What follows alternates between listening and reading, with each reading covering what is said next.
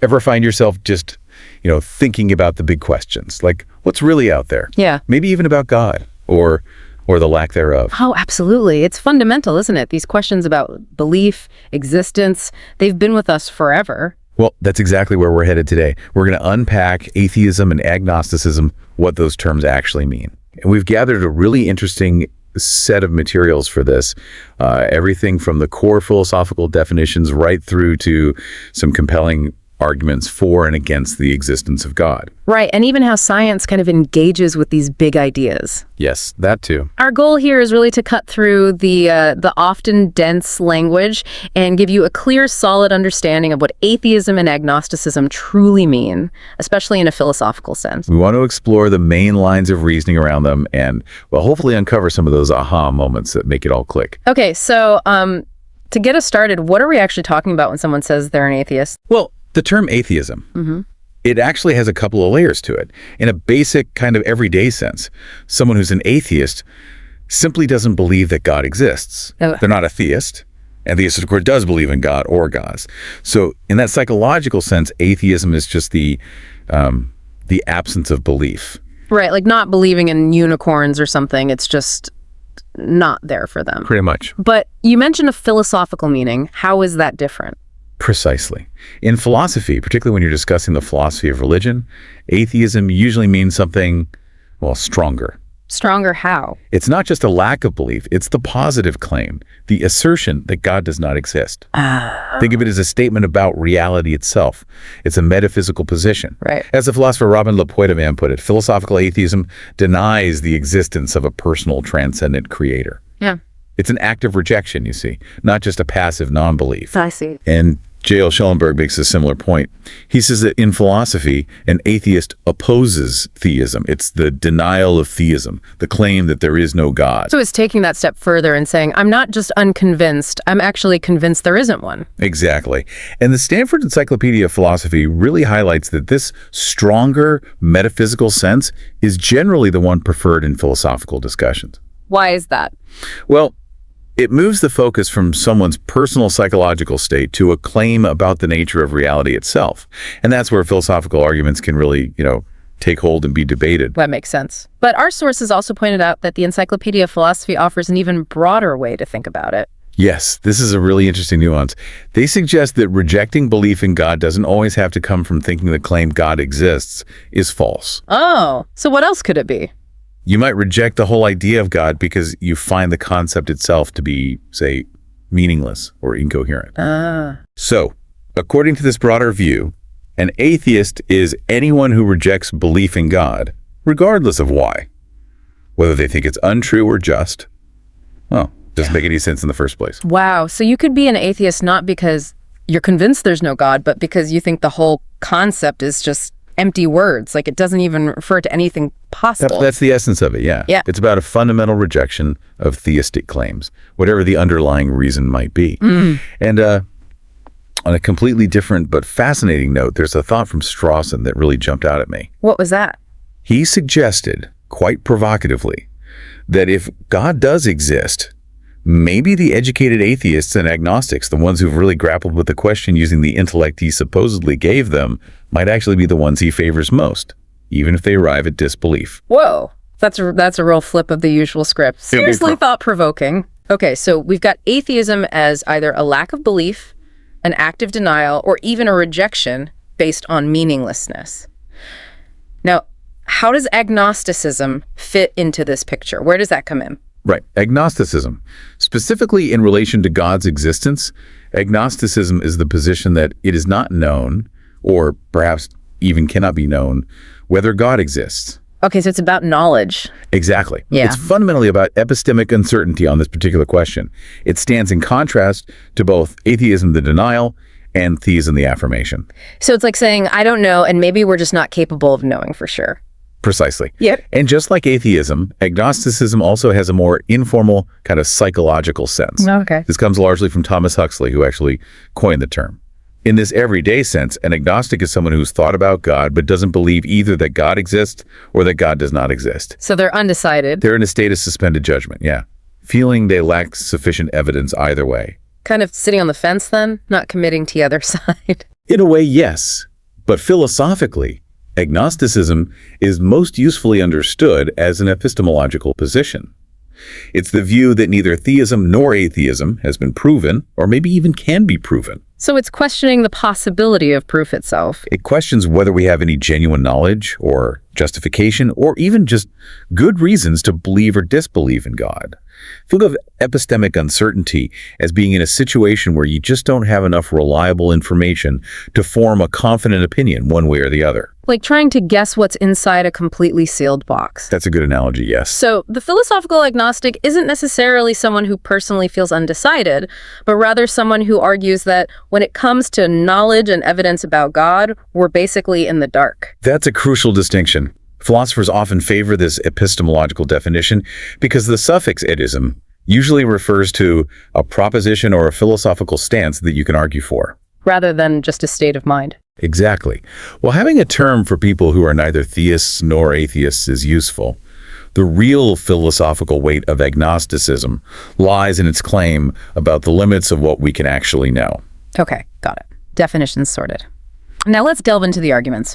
Our sources mention something called the no arguments argument. That sounds intriguing. As a potential case for global atheism. Yes, the no arguments argument. It starts with a premise that sounds pretty simple. There are no good arguments for God's existence. Okay. If this premise is true, the argument continues, then we actually have good reason to believe that God does not exist. Huh. So it's not just about a lack of proof for God. No, the argument flips it.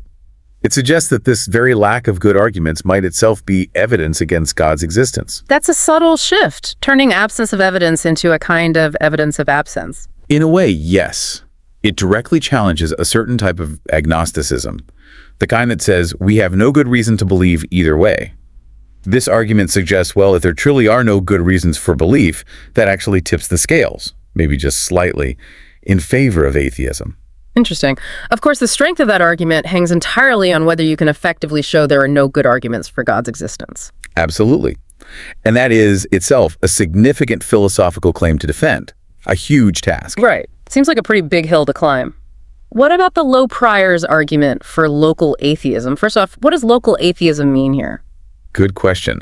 Local atheism, unlike global atheism, which denies any God whatsoever, usually focuses on denying specific conceptions of God.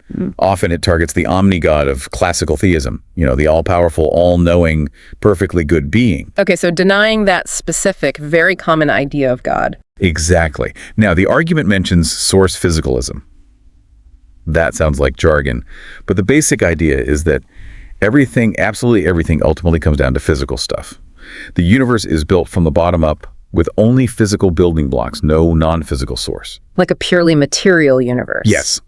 So the low priors argument goes like this. First, the initial probability, the prior probability of source physicalism being true, is considered by some to be quite low. It's an unlikely starting point. Okay. Second, if this unlikely idea of source physicalism were true, then the existence of a traditional omni-God would be even less probable. It doesn't fit well with a purely physical origin. Right. Therefore, the conclusion drawn is that omnitheism belief in that omni-God is probably false. Okay, I think I'm following. It's saying this purely physical origin idea is already seen as unlikely by some. Right. And if that unlikely thing were the case, then the traditional God idea becomes even more improbable. Exactly. It's about layering these probabilities. It suggests that one unlikely scenario makes another dependent scenario even less likely to be true. Okay.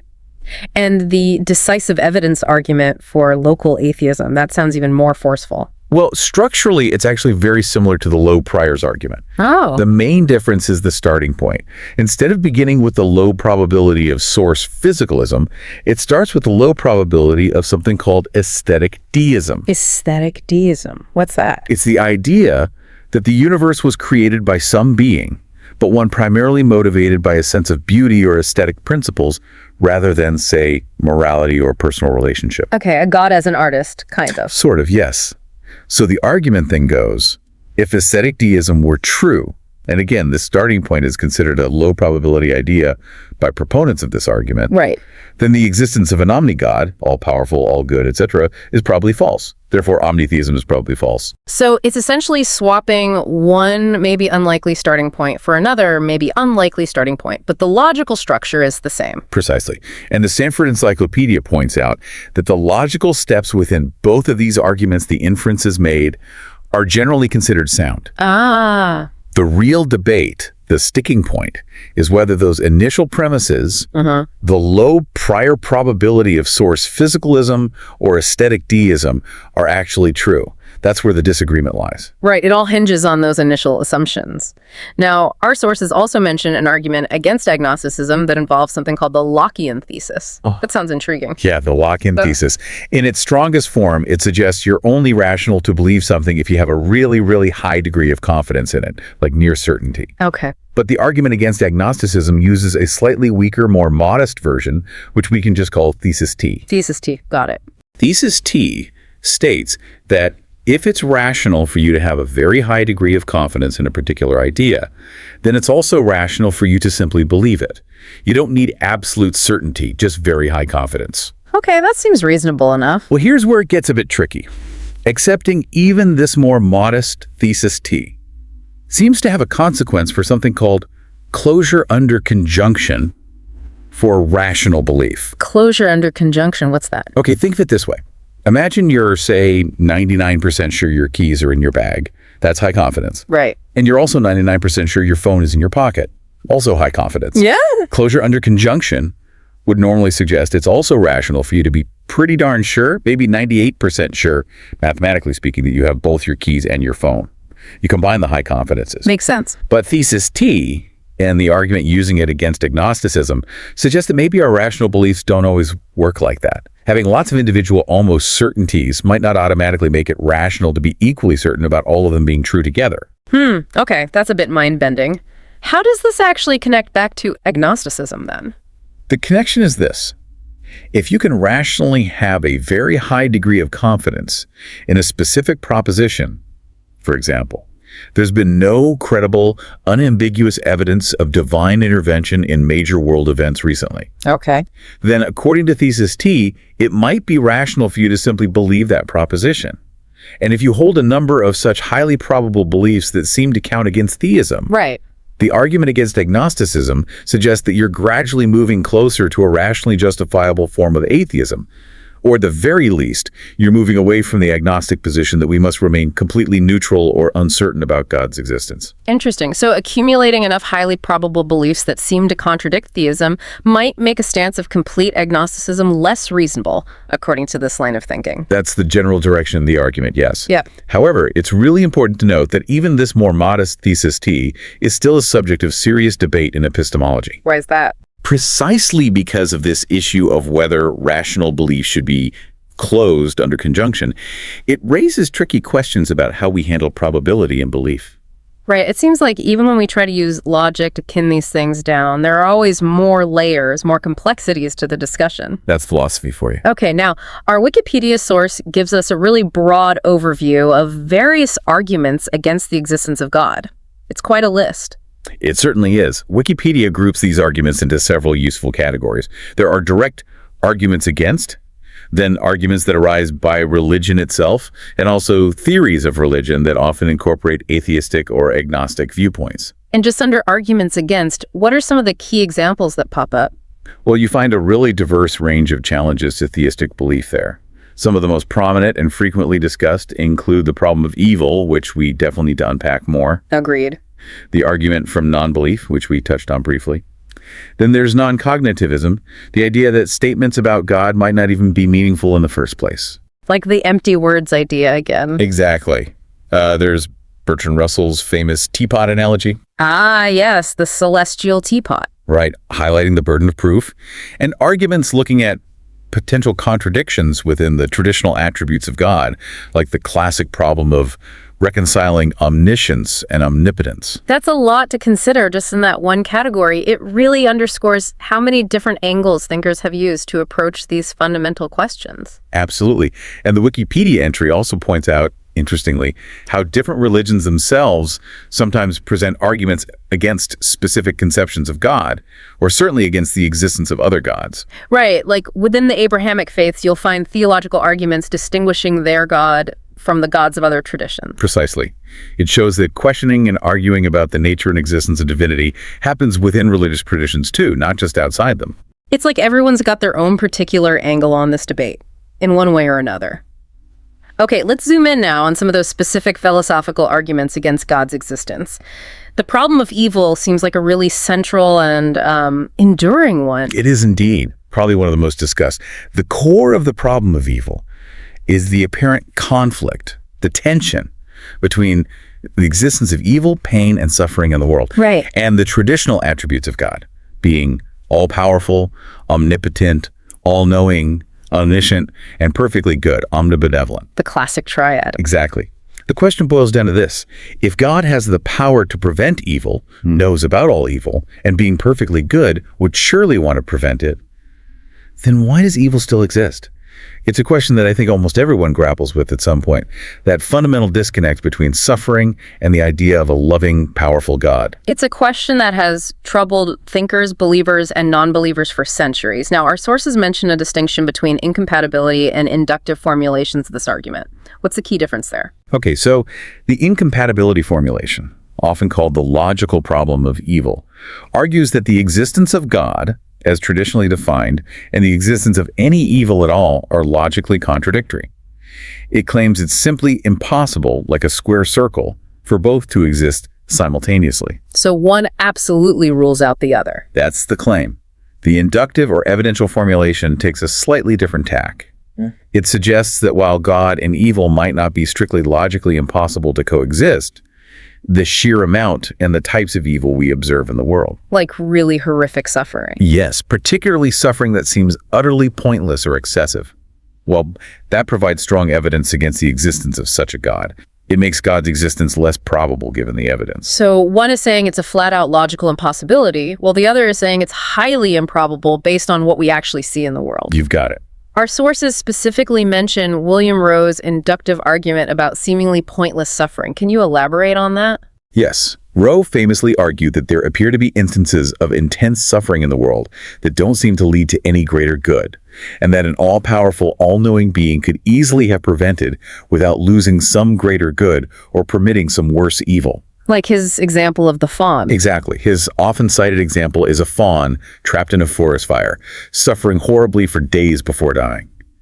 Rowe's argument is that the existence of such seemingly gratuitous or pointless suffering makes the hypothesis that an omniscient, and perfectly good God exists significantly less likely, less probable. It's a powerful example. And what are some of the typical responses to this kind of argument? Our sources mention Alvin Plantinga's critique. Right. Plantinga, who's a very influential philosopher of religion, offered a critique that really focuses on the limitations of our human understanding. How so? He argued that we, as finite beings, simply can't possibly grasp the entirety of God's plan or know all the complex reasons why God might permit certain evils to occur. So because we can't see a justifying good for some instance of suffering. Doesn't mean there isn't one from God's perspective. Exactly. Plantinga contends that we're just not in an epistemic position to make that judgment confidently. He's also very well known for developing the free will defense as a way to address certain types of evil, mainly moral evil caused by humans. Yes, the free will defense. That's a very common response. And what about the general concepts of theodicies and defenses? Can you clarify those? Sure. The theodicy is generally a broader attempt to provide a positive justification for God's permission of evil.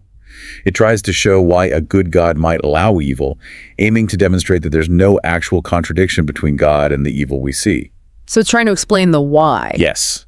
Defenses, on the other hand, like Plantinga's free will defense, are often a bit more limited in scope. They primarily aim to rebut the logical argument from evil by showing that God and evil could possibly coexist without necessarily providing a complete explanation for why evil actually exists in the specific ways it does. Okay, so a defense shows possibility, a theodicy attempts explanation. What are some examples of theodicies? Well, there's the soul-making theodicy associated with John Hick, which suggests that God allows evil and suffering as a necessary part of the environment for human beings to develop spiritually and morally to grow into virtuous beings. Like challenges making us stronger. Kind of, yeah. And then arguments that emphasize the immense value of libertarian free will, genuine freedom to choose between good and evil. The idea is that free will is such a great good that it justifies God allowing the possibility of evil that comes with it. But our sources also point out that these responses, theodicies and defenses, they have their limitations and have faced criticisms, right? Oh, absolutely. They're far from universally accepted, even among theists. For instance, the free will defense often struggles to adequately address the existence of natural evils, things like earthquakes, tsunamis, diseases, which don't seem to be the direct result of human free choices. Right. How does free will explain a volcanic eruption? Exactly. And even when it comes to moral evils caused by humans, the idea that the gift of free will justifies God allowing the capacity for truly horrific acts of cruelty is frequently questioned on moral grounds. Is that much freedom worth that much suffering? A tough question. And soul-making theodicies can be criticized too. They might seem to imply that God orchestrates or allows immense suffering just for our benefit, which strikes many people as morally problematic, almost manipulative. Plus, as the Stanford Encyclopedia notes, providing a fully satisfactory philosophical account of what libertarian free will is and whether we even have it remains a significant challenge in itself. It really seems like the problem of evil remains a deeply complex and challenging issue, with no easy knockdown resolutions on either side. That's a very fair assessment. It's one of the perennial problems in philosophy of religion. Okay, what other philosophical arguments against God's existence did our sources highlight? The argument from naturalism sounds particularly relevant in our scientific age. Yes, the argument from naturalism. It essentially posits that the natural world, the physical universe, operates according to its own inherent laws and principles. And crucially, that these natural laws are sufficient to explain the phenomena we observe. So, no need for anything outside of nature. Exactly. Therefore, the argument concludes, supernatural explanations like invoking God, miracles, or divine intervention are unnecessary. They become redundant. Okay. As the philosopher Paul Kurtz articulated it, the naturalistic outlook holds that nature is a self-contained system of physical causes and effects. Proponents of this view often point to the increasing success of science in explaining aspects of the universe that were once attributed to divine action. Like weather, disease, the origin of species. Right. They suggest this trend indicates a diminishing explanatory role, or even no role, for a God hypothesis. So as science explains more and more, the space for a divine explanation seems to shrink. That sounds like the God of the gaps argument, but used against belief. You've absolutely got it. And closely linked to this, almost a specific application of it, is the argument from evolution. Which, as our source mentions, was famously championed by Darwin, changing everything. Exactly. The argument from evolution proposes that the scientific theory of evolution by natural selection provides a comprehensive and entirely natural explanation for the incredible diversity and complexity of life on Earth. Including us. Including us. If this natural process is sufficient, the argument goes, then there's no need to invoke a divine creator or a guiding hand to account for the intricate design and adaptation we see in living organisms. It removes the need for a designer. That's the core idea. Richard Dawkins, for example, is a very prominent and vocal proponent of this perspective. He views evolution as powerful evidence against creationism, and for him, against the need for any kind of divine designer. It's the blind watchmaker concept, complexity arising through purely natural, unguided processes. Precisely. Now, another argument mentioned is the argument from non-belief. How can the widespread lack of belief in God be used as an argument against God's existence? That seems a bit counterintuitive at first. Surely, whether or not people believe something doesn't automatically determine if it's true. You're absolutely right. It's not presented as a direct logical proof in that sense. Popularity doesn't equal truth. So how does the argument work? The argument suggests that if there were a God, particularly the kind of God often described in theism, one who desires a relationship with humans or wants to be known, Right. then we might reasonably expect to see a much higher degree, perhaps even a universal degree, of belief across humanity. assuming God made his existence sufficiently clear.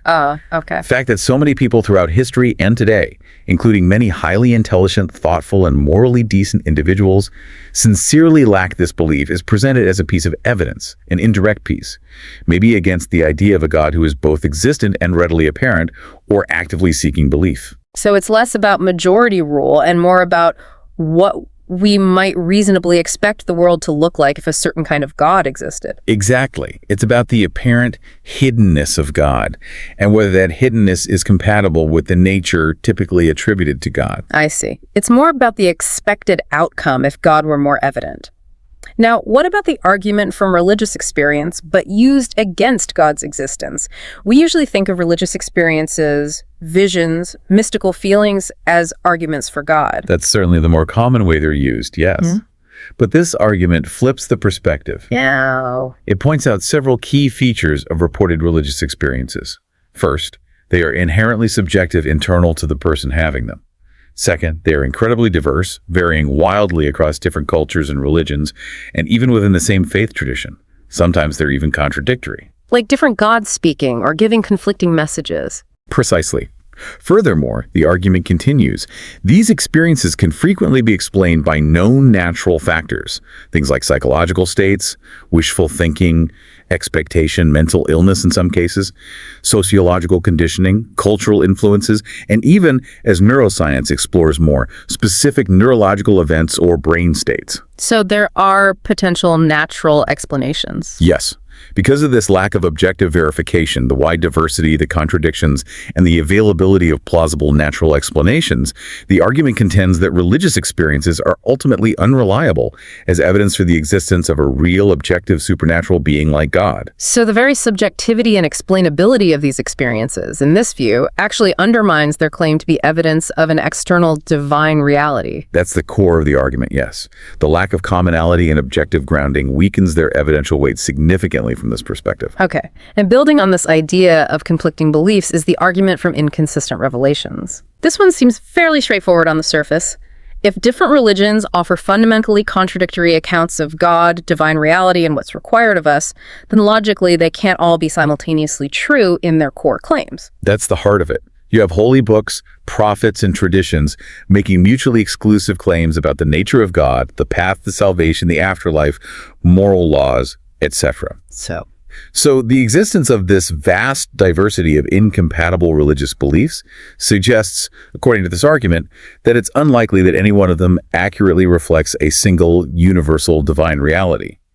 If there were one true revelation, why so many conflicting versions? It casts doubt on all of them. It tends to, yes. Yeah. The concept of religious pluralism simply acknowledges the sociological fact that these different belief systems coexist. The argument from inconsistent revelations then uses this observed diversity as evidence against the specific truth claims of any one particular religion's depiction of God. It's like if you have 5 different eyewitness accounts of the same event, and they all completely contradict each other on the key details. You'd become skeptical about whether any of them got it right. Exactly. It doesn't logically disprove God, but it raises serious questions about the reliability of specific religious claims about God. That's a very clear analogy. Now, we also touched on the apparent contradiction of omniscience and omnipotence earlier. Yeah. Let's explore that logical puzzle a little more. Right. This is a classic philosophical conundrum. The dilemma really centers on whether God can simultaneously know everything, including the absolute future, and also be all-powerful, meaning able to do anything logically possible, including changing the future. Where's the conflict? Well, think about it. If God is truly omniscient, then he must know with certainty what he himself will choose to do tomorrow. Okay. But if he knows what he will do, is he truly free to choose to do something else? If he can't choose otherwise because he already knows the outcome, then his omnipotence seems limited. He's bound by his own knowledge. And the other side. On the other hand, if he can choose to act differently from what he knew he would do, then his prior knowledge of the future wasn't actually certain knowledge after all. It was just a prediction that could be wrong. And that would seem to limit his omniscience. So either his power is limited by his knowledge, or his knowledge is limited by his power to change things. That's the apparent dilemma. It seems that these two fundamental attributes, omniscience and omnipotence, when you push them to their logical extremes, might be mutually exclusive, or at least create a significant tension. It's a real logical knot that theologians and philosophers have wrestled with for ages. It's definitely a head-scratcher. It makes you think hard about what those terms even mean. Finally, in this section, we have the transcendental argument against the existence of God, or Tang. That sounds quite assertive. It is quite assertive, yes. Tang is a type of argument that tries to show that rationality itself, our very ability to reason, use logic, and gain knowledge about the world, actually requires certain fundamental conditions to be true. Okay, prerequisites for thinking straight. Kind of, yes. And the core claim of Tang is that the existence of God, particularly the God of classical theism, is actually incompatible with these necessary conditions for rationality. In other words, if God exists, then rationality as we know it would be impossible. Whoa, that's a huge claim. What are these supposed essential conditions for rationality that Tang points to? Proponents of Tang typically identify a few key conditions. First, the laws of logic must be valid, objective, and universally applicable. You can't just be arbitrary rules. Okay, makes sense. Second, our cognitive faculties, our minds, our senses, our reasoning abilities must be fundamentally reliable for gaining knowledge about the world. We have to be able to trust our thinking, at least generally. Right. Otherwise, how could we know anything? Exactly. And third, some versions argue there must be an objective moral standard, a real difference between right and wrong that isn't just subjective preference. Okay, logic, reliable minds, objective morals. How does Tang argue that God's existence is incompatible with these? That seems like the really controversial part. It is. The specific arguments for the incompatibility are complex and can vary. But generally, they might argue something like this. If the universe and our minds are ultimately the product of a divine will, a creator God, Yes. then there's no absolute guarantee that our logic is actually sound or that our perceptions accurately reflect reality. Why? Because God could have, in principle, willed them to be different. Our logic might just be how God made us think, not necessarily reflecting objective truth. So God's will could make logic arbitrary. That's one line of argument. Similarly, they might argue that if morality is based solely on divine commands, whatever God happens to decree, Then it's not truly objective, it's just based on God's potentially arbitrary choice, the Euthyphro dilemma, essentially. exactly brings up that classic dilemma. Yeah. So in essence, Tang argues that rationality needs a solid, independent, non-arbitrary foundation, and that the existence of God, by potentially making logic, cognition, and morality dependent on divine will, actually undercuts that necessary foundation. That's a really interesting and complex argument. Definitely something to chew on, as you say. Now, we've spent a significant amount of time exploring these various arguments against God's existence, but our sources do, quite rightly, briefly touch on arguments for the existence of God as well. It's crucial to have that broader context, isn't it? Absolutely. It would be a very incomplete picture otherwise. While our main focus today has been on atheism and agnosticism, it's vital to remember the long, rich, and very sophisticated history of arguments that have been put forward in support of God's existence. Where does that tradition start? Well, the Western philosophical tradition, as our Wikipedia source reminds us, has a lineage stretching way back to Plato and Aristotle.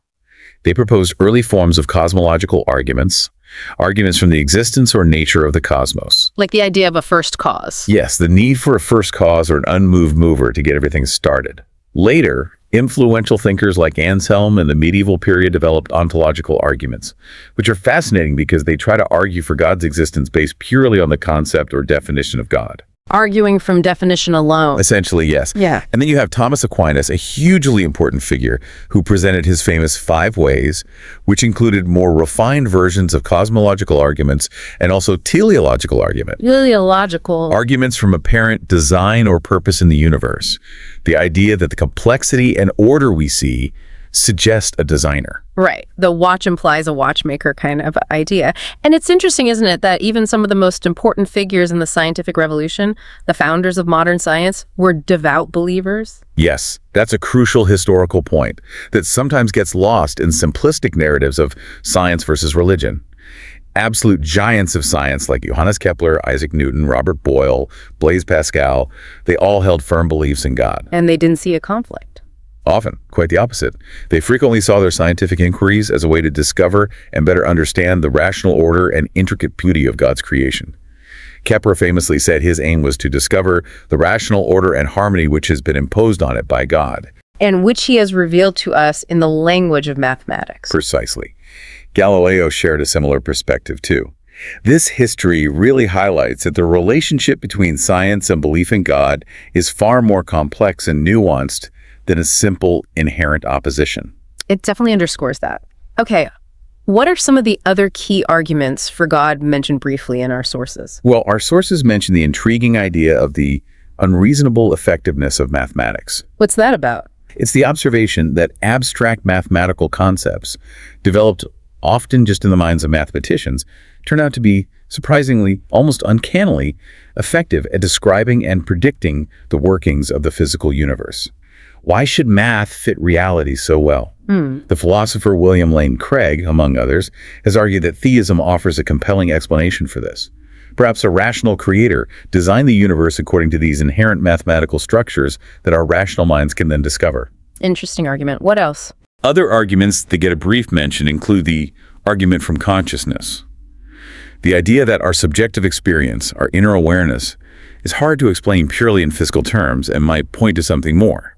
A mind behind it all. Something like that.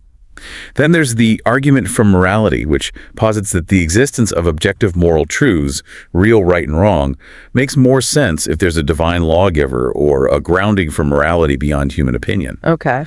And the argument from sensus divinitatis, which is the Calvinist idea, revived by Plantinga, that humans might possess an innate, perhaps subconscious sense or awareness of God's presence, a kind of built-in God detector, if you will. And even Immanuel Kant, who was famously critical of the traditional proofs for God's existence, he had his own unique moral argument, didn't he? That's right. Kant was very influential. He argued that while we can't prove God's existence through pure theoretical reason, the demands of morality itself, our drive to seek perfect happiness, combined with perfect virtue, what he called the summum bonum, the highest good, requires us to postulate the existence of God and an afterlife. As a practical necessity for morality to make sense. As a kind of necessary framework or regulative principle for our moral lives to be fully coherent, yes. Not proof, but a moral necessity. And we shouldn't forget Alvin Plantinga's different point about belief in God potentially being properly basic. Exactly. That's a very important idea in contemporary philosophy of religion. Plantinga argues that for some individuals, belief in God might not need external evidence or argument to be rational. It could be properly basic, grounded directly in experience, perhaps via that sensus divinitatis, much like our belief in the existence of the external world or other minds is basic for us. So it doesn't need proof in the same way a scientific theory does. That's his claim. Our sources also briefly acknowledge that there are much more complex and refined arguments out there, like Kurt Gödel's formal ontological proof, which uses modal logic, though the details are quite challenging and well beyond our scope today. Fair enough. And finally, it's important to circle back and remember the theistic responses to the arguments against God, particularly the problem of evil. Things like Plantinga's free will defense or soul-making theodicies, which aim to show that God's existence and the reality of evil are not, in fact, logically incompatible.